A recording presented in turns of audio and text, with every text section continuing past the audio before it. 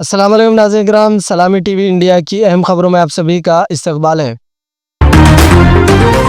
उस्मान अली बादशाह के नाम से इतनी तकलीफ क्यों? तेलंगाना असम्बली में बोले मजलिस इत्तेहादुल मुस्लिमीन के एमएलए अहमद बिन अब्दुल्ला बलाला। तेलंगाना हुकूमत की जानिब से चिल्लापल्ली रेलवे स्टेशन का नाम तब्दील करने पर इस मुद्दे पर मजलिस इत्तेहादुल मुस्लिमीन के मलकपेट के एमएलए अहमद बिन अब्दुल्ला बलाला ने तेलंगाना असम्बली में कहा और ये भी कहा कि बाज़ लोगों को आसिफ सामी नवाब मीर उस्मान अली खान के नाम से बुग़्ज़ क्यों है, जबकि वो मुत्तहिदा रियासत आंध्र प्रदेश के पहले राजमुख थे। बलाला जी। स्पीकर साहब, आज यहाँ पर हुकूमत की जानिब से एक पेश किया गया कि फलानी जगह का नाम वो चेंज करने के लिए चरलापल्ली स्टेशन का, चरलापल्ली हब का, बजाय उसके ऊपर बात करने के लिए आज से यहाँ पर हाउस में ज़रा एहसास नाम की, शर्म नाम की चीज़ नहीं है। ना सिर्फ उस्मान अली पाशा निज़ाम थे बल्कि पहले राज प्रमुख थे इस आंध्र प्रदेश के। He was the first governor of the Andhra Pradesh.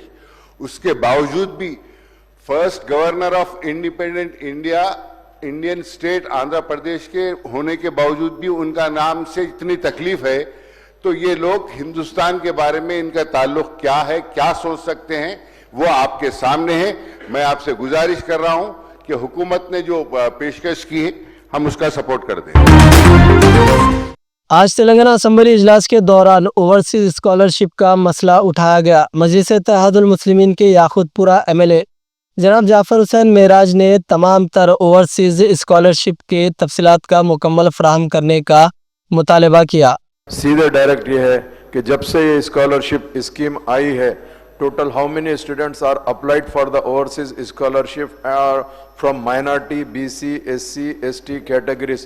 Please provide data year wise sir. Year wise हमको डाटा अगर देंगे तो बेहतर रहेगा। What the target and achievement of overseas scholarship minorities, BC, SC and ST categories. Please provide data year wise sir. और एक चीज sir, as on date how many application are due of overseas scholarship in Telangana state? Please provide minorities, BC, SC and ST categories. Sir हमारा सवाल यही है कि सब detail wise अगर आप ईयर वाइज अगर देंगे तो हमको ये पता चलेगा कि कितने, और इसके अलावा जो स्टूडेंट ऑलरेडी वहाँ पे स्टडीज कर रहे हैं सर, उसका जो सेकंड इंस्टॉलमेंट नहीं मिला है सर, उसको भी आप जल्द से जल्द रिलीज कर देंगे तो ताकि वो बच्चे स्टडी जिसकी कंप्लीट भी हुई है उन लोग अपना सर्टिफिकेट वो लेके वापस आ सकते हैं सर यहाँ पे, और यहाँ अगर कुछ अगर रहा तो वो काम भी कर सकते हैं सर। बहुत बहुत शुक्रिया। बीआरएस एमएलसी 3 मार मलन्ना ने आज असम्बली में वाक़ बीआरएस एलपी दफ्तर में पार्टी के सीनियर कायदीन केटी रामाराव, केटीआर और हरीश राव से मुलाकात की। इस दौरान 3 मार मलन्ना ने मरकजी हुकूमत से बीसी बिल को कानून जवाज़ दिलाने के लिए दबाव डालने की ज़रूरत पर जोर दिया। उन्होंने कहा कि इस मकसद के लिए वो दिल्ली में एहतजाज करने जा रहे हैं और बीआरएस क़यादत से अपील की कि वो इस धरने की मुकम्मल हिमायत करे। केटीआर और हरीश राव ने 3 मार मलन्ना की अपील पर गौर करने का तयक़ुन दिलाया और कहा कि पार्टी हमेशा पसमानदा तबक़ात के हुकूक़ की जद्दोजहद में आगे रहेगी।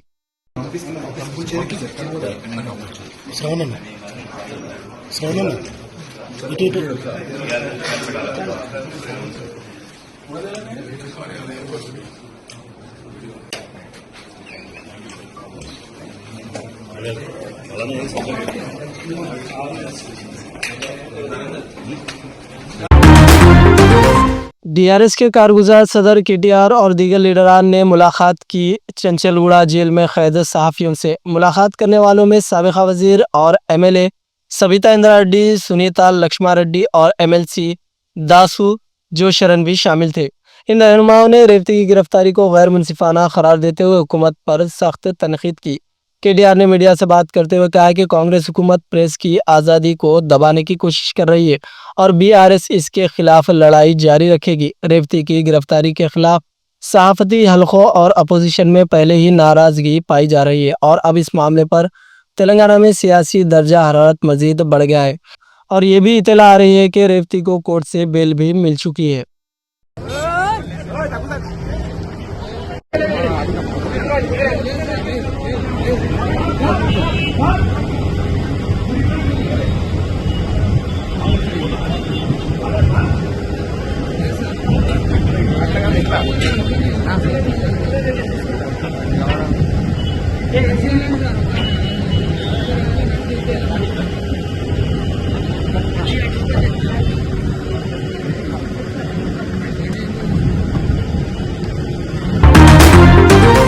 पोटी श्री रामुलु तेलुगु यूनिवर्सिटी का नाम तब्दील करके सुरवरम प्रताप रेड्डी यूनिवर्सिटी रखा गया। तेलंगाना हुकूमत ने असेंबली में एक बिल पेश किया है जिसके तहत पोटी श्री रामुलु तेलुगु यूनिवर्सिटी का नाम तब्दील करके मुमताज़ शायर और समाजी मुसल्ला सुरवरम प्रताप रेड्डी के नाम पर रखा जाएगा। रियासती वजीर दामोदर राज नरसिम्हा ने असेंबली में यह बिल पेश करते हुए कहा कि फैसला सुरवरम प्रताप रेड्डी की तेलुगु अदब और समाजी तहरीकों में दी गई गिरा कदर खिदमात को खराज अकीदत पेश करने के लिए लिया गया। इस फैसले पर सियासी व अदबी हलकों में मिला जुला रद्दअमल सामने आ रहा है। जहां कुछ अफराद इसे एक मुस्बित कदम करार दे रहे हैं, वहीं कुछ हलकों में इस पर बहस भी जारी है।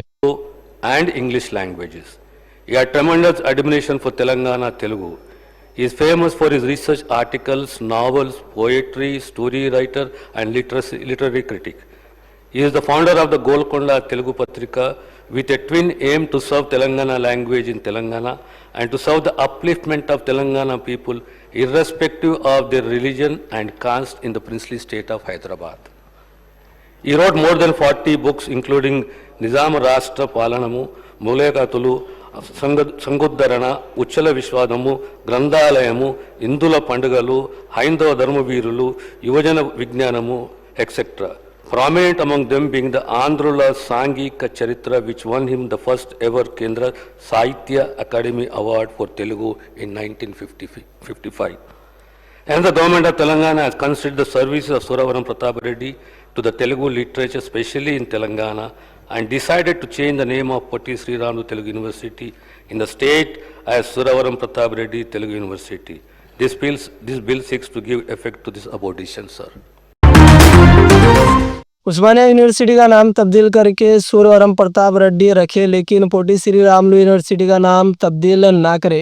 BJP MLA Maheshwar Reddy, BJP के रुकन असेंबली महेश्वर रेड्डी ने तेलंगाना हुकूमत की जानिब से पोटी श्री रामुलु तेलुगु यूनिवर्सिटी का नाम तब्दील करके सुरवरम प्रताप रेड्डी यूनिवर्सिटी रखने के फैसले की सख्त मुखालिफत की। असेंबली में ज़ाहिर ख्याल करते हुए उन्होंने कहा कि अगर हुकूमत सुरवरम प्रताप रेड्डी को खराज तहसीन पेश करना चाहती है तो उस्मानिया यूनिवर्सिटी का नाम तब्दील करे, लेकिन पोटी श्री रामुलु यूनिवर्सिटी नाम को बरकरार रखा जाए। సంబంధించిన అధ్యక్ష మీరు కావాలంటే ఉస్మానియా యూనివర్సిటీ పేరు మార్చుకొని సురవరం ప్రతాప్ రెడ్డి గారి పేరు పెట్టుకోండి, కానీ మీరు ఇక్కడ ఉన్నటువంటి పొట్టి శ్రీరాములు గారి పేరు మార్చాలని మీరు ఆలోచన చేయడం అది మంచి పద్ధతి కాదు అధ్యక్ష అని తెలియజేస్తున్నాను. Thank you. बीआरएस एमएलए मारी राजशेखर रेड्डी कचरे के ढेर पर बैठकर डंपिंग यार्ड को हटाने का मुतालिबा करते हुए धरना दिया है। मुकामी लोगों ने अलवाल, मचा बुलारम, मलकाजिगिरी जिला मेडचल में शमशान घाट में डंपिंग यार्ड कायम करने की मुखालिफत की। बीआरएस एमएलए मारी राजशेखर रेड्डी ने एहतजाज किया और मुकामी लोगों की हिमायत में कचरे के ढेर पर बैठकर हिमायत का इजहार किया।